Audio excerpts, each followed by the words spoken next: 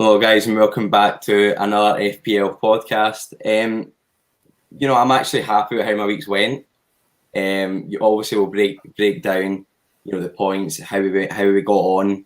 Myself and Dan, obviously we're doing what we said. We're doing a head-to-head league. And I won't give it away at the moment who done better. But yeah, I'm pretty sure you'll find out. I've got a sore throat, guys. I don't know if you can all tell. But yeah, hopefully Dan will help me out with the talking. No, I'm going to make you do everything. Just make you suffer. Is that a bit of payback for how the week went? Well, listen, you said you weren't going to give it away. I feel like you might have already given it away there. Well, why do we not start off with that? I can go over, my team, how I got on. I mean, I went big in the midfield, as you can clearly see.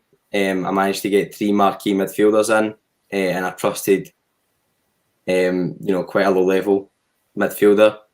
So yeah, I mean, defence-wise, nothing to write home about. Obviously, Liverpool got the clean sheets. Luke Shaw will come up good. We all know that. And Vladimir Kufal, had a great year.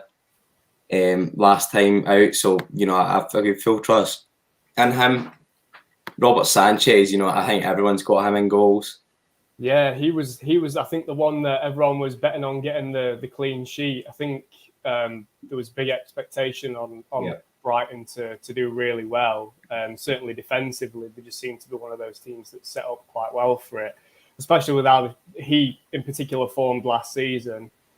Towards the back end, but yeah, he's let us all down, really, hasn't he? In the end, yeah. I mean, he's got pretty easy fixtures, in the next, let's say, 6. So maybe I will come in. I don't know, and that is also what we'll talk about, guys, throughout this video.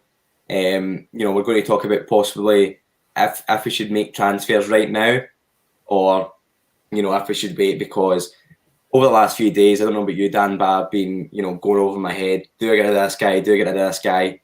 Yeah. Do I bring him in? I'm trying not to jump on the bandwagon for certain players. It's so difficult whenever they're doing go off to such a good start. It is. It's hard. And, I mean, just going back to what you said about Sanchez there, you say he's got those 6 game weeks where they're not particularly bad fixtures. I would have said that in that first game week, he would have got a clean sheet. So it's just so unpredictable, isn't it? I have already maybe jumped the gun a little bit, but I have already made my 1 free sub this week with a potential second one in mind with a -4, just because of the points that I could generate from bringing that player in. So I think I took a couple more risks than you did. Your team, just looking at it there, like you say, you've got a very solid midfield, and Danny Ings was always going to score for Aston Villa on his debut. It was just going to happen, and I don't know why I didn't go with him. I wasn't actually expecting West Ham to perform as everyone were thinking, and clearly they didn't. They had a lot of expectation on them, a bit like Turkey going into the Euros, that they were going to be this sort of underdog, this team that were just going to outperform what everyone expected. And I sort of didn't think that they were going to do that. So I didn't put Danny Ings in just purely on the basis that I didn't think that they were going to score many goals. Obviously, he got his penalty. And then I can see in your team as well, you went with Callum Wilson. He's always going to score goals for Newcastle, but whether or not the goals are going to come for Newcastle is another question. See, my issue with Callum, with Wilson, was, can he stay fit? Because he's got quite a bad track record. I mean, your front two there, that's hamstring pull City there. Yeah, right. Exactly. So I was going between him and Antonio, and they're both always injured. Yeah. And then I also didn't want to go with Richarlison because I don't know if you've seen it, mate. There's a lot of talk that there's going to be an international break on game week 4 for the Brazilian players. So you're looking at Rafinha, Richarlison, Fred, players like that who will probably be on international duty. So that's why I kind of decided to stay clear of that, both those guys. Yeah. And I mean, my differential was Bruyne and Bueno. done very good last year in the Championship, and he also plays up front with Ivan Toney. So, you know, I'm going to stick with him. You know, they played very well against Arsenal. He did, yeah. He turned Ben White inside out, didn't he? Yeah. He was really good, yeah. I was impressed by him, actually. Yeah, I'm expecting him to have a good season from what I've seen. He doesn't have a terrible run of fixtures. So, yeah, obviously week 6. Yeah, obviously I'm looking at that point, possibly, you know, trade them out. I've got 0.5 in the bank just now. So then maybe I could upgrade to like a Ben Rama, possibly Asmila Sarr as well. You know, they're great players. They will bring in the points as well throughout the season. Yeah, Ismaila Sarr, again, one of those that got overlooked, me included. You know, I didn't realise until after he'd scored at the weekend how well he'd actually done for Watford last year. I think he was their top goal scorer, and he notched a couple of assists as well. So, yeah, I think he's one of those that's probably gone under the radar and is going to start creeping into people's teams as well. But I think for you, just looking at your team, who would you take out to bring someone in like Sarr to guarantee you those additional points? It's hard, isn't it? I mean, right now I probably would not make a transfer. And I was tossing it up in my head. I was like, maybe I could take out Tsimikas, possibly. Now that Robertson's coming back, but I've got Veltman on the bench, who usually does play, but he wasn't fully fit. So obviously Tsimikas can come back in. Well, that's a 4 million defender, isn't it? So it doesn't give you that much, you know, room for manoeuvre, so to speak, in terms of the money.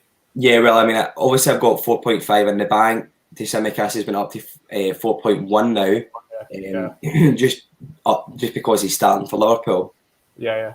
So I don't really know exactly where I'm going to go now. At the moment, I think I'm going to hold it off, possibly see if there's an injury. So that means I've got 2 for next week. I mean, obviously we can look at your team now. Yeah, you could bring it up on the. I've got 96 points this week. I'm very happy with it. I wish I broke the 100 club, but you know, it'll happen, mate. It'll happen. Just have faith in yourself. Right, Dan, you ready?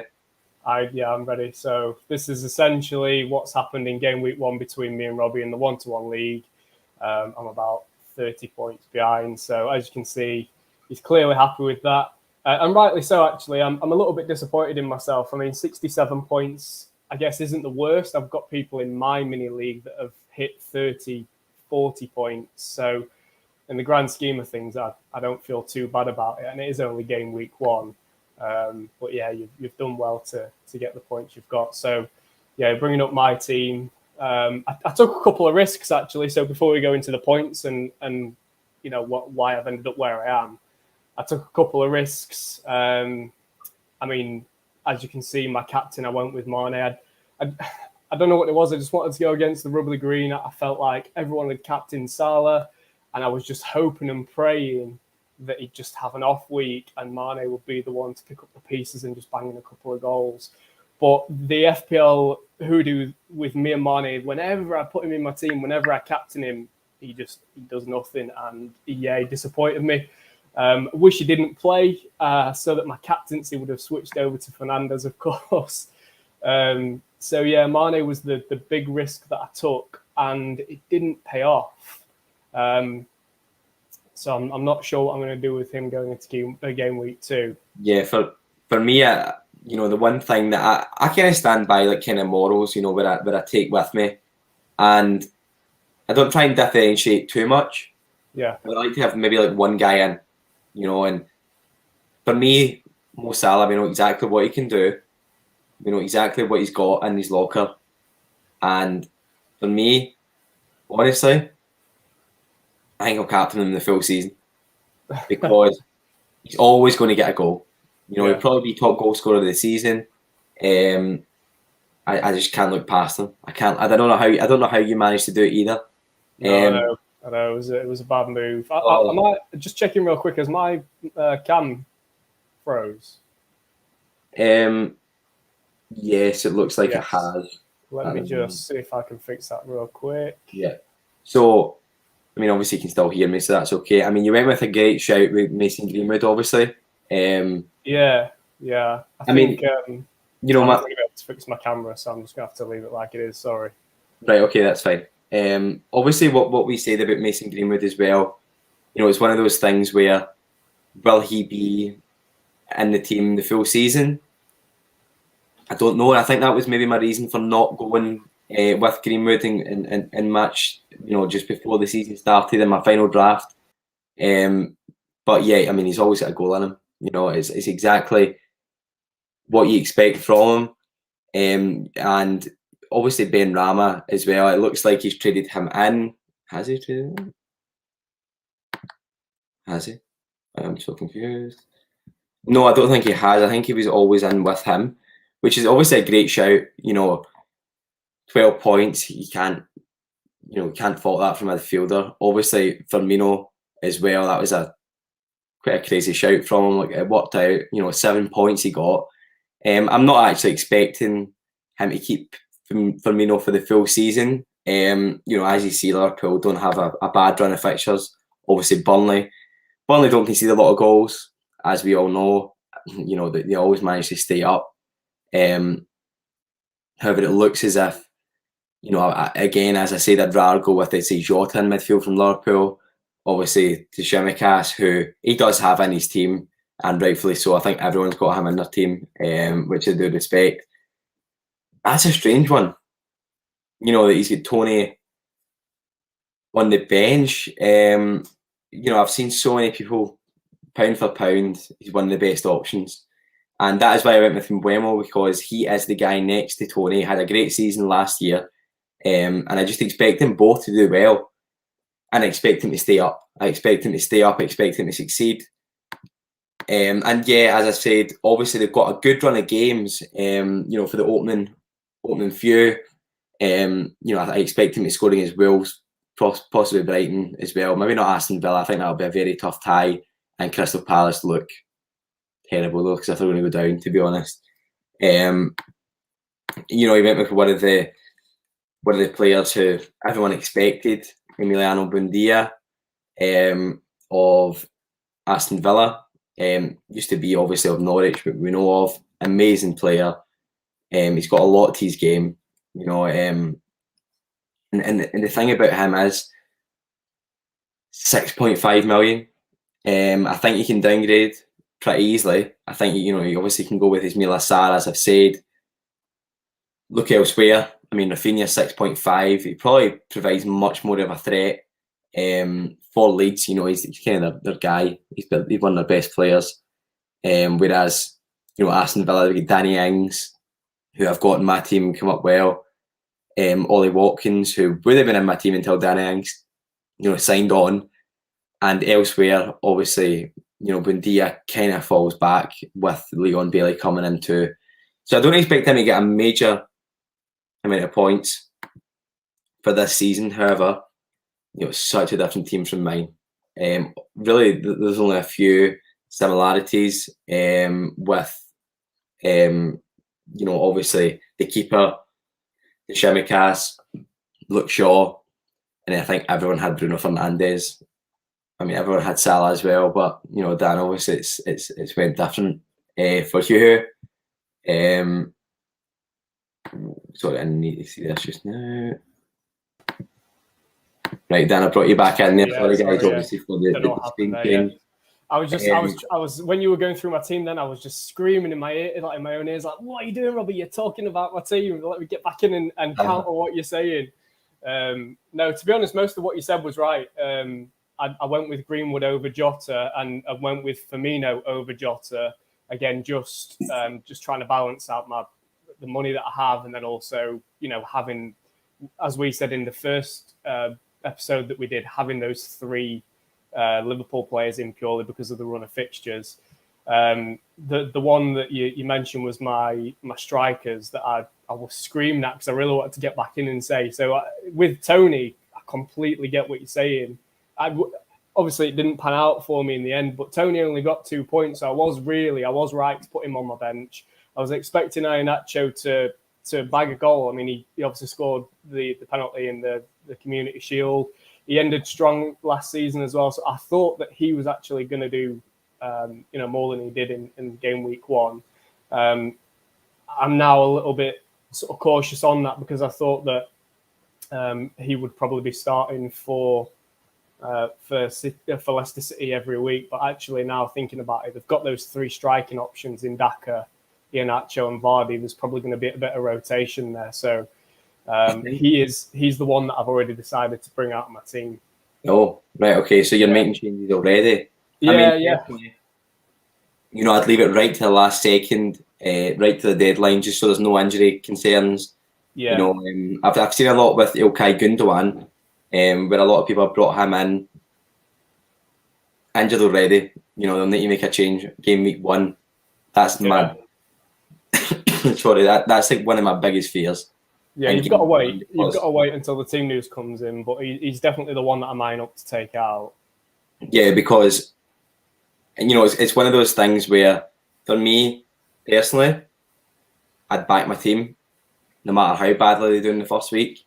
Yeah, well, that's why I'm sticking with Mane. I don't want to take him out because I want to back him. Well, obviously they're against Burnley. Yeah. I know Salah's record against Burnley isn't great either. So, maybe you could even look at Mane and be like, look, I'll downgrade to Jota. But, the reason why I didn't want to go with Jota was the fact that, he's kind of like Greenwood. He's kind of in and out of the team. So, yeah, I wouldn't probably have 2 of those guys in the one team. I mean, obviously it's your decision at the end of the day. However, it's kind of like you want to obviously wait up for main starters and guys who are going to bring in the points, which you have done with Fernandes. And obviously Mane will get points throughout the season. We know exactly what he can do. Yeah, absolutely. I think the only thing is that I'm definitely going to keep him in there for now, but I don't think I'm going to captain him this week. I think that's probably the vice captain and captain are going to be flip reverse this week. But yeah, I've got. Yeah, he was just outstanding, and I put a tweet out midweek about it. Actually, I know we're going off on a bit of a tangent here, but I put a tweet out midweek, and I just, it was after he'd scored his hat trick, and I just said that all I'd seen pre-season was people saying that Bruno Fernandes isn't world class, people saying that Bruno Fernandes, was over celebrating against Everton, people saying that he isn't at that level of some of the other midfielders in the league. But I think that I know, granted, it was against Leeds, but I think that it just showed that he's got that winning mentality, and that he is, without a doubt, one of the best midfielders in the world. And anyone that says different is just being biased because they don't support Man United. If I wasn't a Man United fan, I would be saying this about Bruno because he's just outstanding. You look at his goal and assist sort of tally since he joined, and it's just outrageous. So we say it week in, week out. He for me, he's the best attacking midfielder in the league. And I know there's obviously De Bruyne, and people are going to probably think I'm an idiot for saying that, but you just look at the stats. It's not just the goals, but he's getting assists as well. And De Bruyne is, without a shadow of a doubt, the best ball player in the Premier League. His crossing and his passing ability is just unparalleled. But when it comes to just the pure goals and assists, attacking momentum, I feel like you can't. There's no one like Bruno. He's just amazing. Yeah, he's just great, isn't he? And he'll be in my team the full year. And he doesn't get injured either. So it's one of those must-haves. He's like Mo Salah. I can't look past those guys. Yeah, and they will probably go up in price as well. So it's quite an easy one. It is. It is. So quickly, Dan. Obviously, just before we sign off, I want to hear, guys who you'd like to bring in for this upcoming week, who you're looking at. Maybe like 1 or 2 names, possibly. So me, the one that I've already mentioned, I'm looking at Iheanacho coming out. The one that I'm looking at bringing in is Dominic Calvert-Lewin. I think that he was fantastic last year. We all know that. Bagged a goal last week, if I'm not mistaken. I think he got a goal game week 1. And in terms of the sort of attacking play that Everton had, I think he had 5 shots on goal. He was there. He was a big threat. So I think that the fixtures that they've got coming up, obviously they've got Leeds next. Leeds clearly, like to push forward, which will give him the opportunity to get in behind the defence. There's definitely goals in that game. Then you've got Brighton game week 3, Burnley, Villa, Norwich, teams not bad. Yeah, they're teams that can definitely concede a goal, and I think that he's the man to do it. So yeah, he's number one. He's the first one. Yeah, I cannot disagree with you. And obviously, you've got a lot of money to work with Iheanacho and Firmino. So yeah, I mean, 8 million possibly getting before his price goes up. I can see that happening. Have you got any other guys who you're looking at possibly? Well, yeah, the only one that I was thinking of bringing in, but I don't think my team allows it unless I take a -4, is Son, Heung-min Son. Oh, I'm so happy with that guy. I'm so happy. Yeah, I didn't want him in game week 1 for obvious reasons. Man City, you never know what's going to happen with them. But I think that he's going to have another fantastic season. It looks like Kane's on the way out. I think he's going to be Tottenham's main threat. It's the run of fixtures in the next 3, mate. That I'm so happy. The fact I'm already sitting on 10 points with him just now. Yeah. Wolves, Watford, Crystal Palace. That's the problem that I've got, because I said I'm going to stick with Mane because I think that he's going to come good. But then if I take him out, it's for Son, who has got great fixtures. But I just know for a fact that if I take him out, Mane is going to bang a hat trick. It happened to me. You also need to remember with Heung-min Son, you can literally put him in at any point. He's proved that he can score against the big teams. Yeah. And he was just there, Spurs' focal point. So even if you do put him in possibly against Watford, Crystal Palace, and then obviously, he needs to grind out against Chelsea and Arsenal, I can still imagine him at least getting a goal, possibly an assist as well. I think Chelsea's the hard game there. Newcastle after that and West Ham. So, yeah. I'd definitely look at that. Maybe even give it another week, I would say, and then go from there. That's the idea. I think I don't want to take a -4 so early. So I'm thinking just go on one free transfer this week and then maybe Son next week. So one of the guys that I would, I'm going to get in my team 100% is Lukaku. And not this week, and this is one of the main reasons why I'm not using, my transfer this week. I mean, I couldn't, I'd need to take a -4 because my strikers just simply don't have the amount of money as Romelu Lukaku's price tag, which is 11.5 million. It's just, I can't look past it.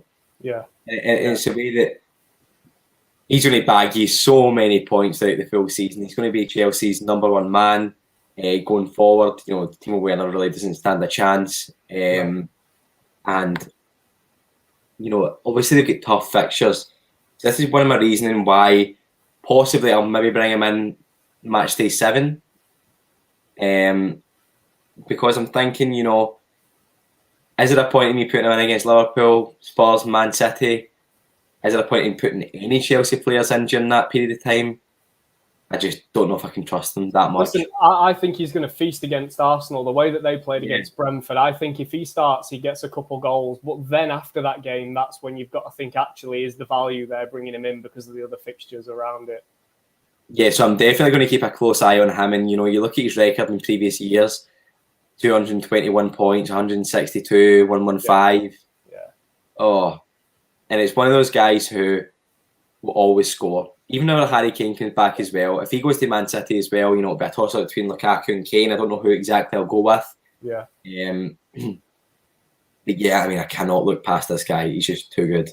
He is. And the thing is as well, Robbie, there's going to be a lot of people that will maybe not take him for face value in terms of what he's done in the Serie A and just look at how he did in his stint at Man United. Let me tell you, that guy's a different animal now. Like he is so much fitter. His athleticism is incredible in comparison to what it was at United. I've seen a picture comparing him in his time at United and his reveal at Chelsea, and he just looks so much fitter. So I think he's gonna do brilliant this year. Yeah, another guy who I was so impressed by the weekend was Ricardo Herrera, and so many people have looked over him. Not even thought about him because obviously his injury last year, which I did too. And he absolutely smashed it against Wales. I mean, he created everything. He was, apart from the tap-in, he done everything, and he was exciting to watch. Obviously, you look at their games, I'd be willing to possibly trade him in, whenever Tsimikas has to move out. You know, I can downgrade elsewhere. I've got 0.5 in the bank too. So yeah, I mean that's definitely a possibility. But you know, if you do want to trade out to Shimikas, and obviously Veltman for me is injured too. Sorry, you know, I've got a guy. Sorry, that's his first name. So this guy has started for Southampton on loan from Chelsea. You know, Livramento. Yeah, I've not really heard of him until now. I've not watched him play, but I've seen the comparisons of him looking like Harry Maguire, was it, or something? So, I mean, he is the right back. He loves to get forward. You don't obviously know much about him, but as a bench option, I mean, there could be a great shout to put him in. You know, and it's like if he's starting most games, you're like, well, you know, why not possibly look at him? But yeah, I mean, you know, it's just a kind of differentiation. I doubt I'll actually bring him in. Yeah, at $4 million, it's worth it. Well, yeah, for a starter as well. Yeah. Every week. My midfield, obviously, as you know, I'm kind of tossing up Mbeumo. Hopefully, we'll get some points in, and it'll kind of squash the whole idea of me wanting to trade him out. Obviously, I've said Ismaila Sarr. I can just imagine him getting so many points. Yeah, this is the thing about FPL. There's just so many options. I think that's why it's so popular. And they have so many good games coming up too, which is one of my issues as well. Where it's like, you know, Mbeumo obviously has good games coming up. I could literally bring him in one transfer, no issues, because I get 0.5 in the bank. So Dan, if you had to choose between Ismaila Sarr and Benrahma, who would you go with? Because, you know, it's kind of one of those things where I'm so undecided. And I mean, the thing is with Benrahma, their games are kind of similar in terms of difficulty. Yeah, they are. It's just like, what one? I have to say Benrahma just purely because of him being in my team right now. I overlooked Sarr, but I think the reason that I brought Benrahma in is because his preseason with West Ham, it was just the Benrahma show. Like everything is going through him. All of the threat and the attacking plays is going through him. So if he's not going to be scoring a goal, he's going to be, you know, he's going to be in the attacking play, potentially getting an assist. But you could say the same again for Ismaila Sarr. So it's hard, man. But I think I'd probably just go Benrahma purely because he's in my team at the minute. Yeah, so at the moment, no, I think I'll wait, you know, this week, see what happens next week, and then possibly pull some strings and kind of see what happens, because obviously I do want Lukaku at the end of the day. Yeah. And I'm not going to make much by trading out a guy like Mbeumo at 5.5. So possibly, you know, I'll need to trade out someone big for him. So that'll be interesting. You know, obviously, guys, you'll see this next week. We'll be back. We'll have the same issues. I'm sure, Dan. I'm sure I'll still be on top as well. Well, obviously, that's one issue I'm hoping that I don't have. Yeah. But yeah, obviously, guys, if you haven't already, it'd be great if you could subscribe on YouTube, like, and, you know, retweet on Twitter as well. Dan, obviously, it was great having you on as usual. Yeah, thanks. I'll see you next week as always. Forward to it. And yeah, I mean, let's see how you do this week in the head-to-head league. Hoping for that Mane hat trick this week. Let's see. See you later, guys. Thanks, guys.